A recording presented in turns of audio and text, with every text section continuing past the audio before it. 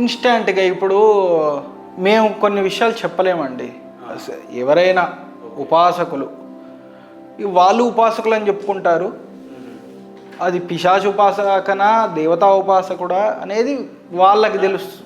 కానీ ఇప్పుడు మీరు చెప్పిన దాంట్లో నాకు ఒకటి అనిపిస్తుందంటే, ఇప్పుడు నా అదృష్టం బాగాలేకపోతే అట్లాంటి వాళ్ళ దగ్గర పట్టినంటే నేను ఇంకా అయిపోయినట్టు. అంతే అండి, అది ఇంకా నాకు ఇంకా లోపల ఖచ్చితంగా అండి. అప్పుడు మరి నా అంటే నా కర్మ ప్రాప్తం అనుకోవాలా ఏమనుకోవాలి? నేను కర్మ అండి, అంతే అంతే.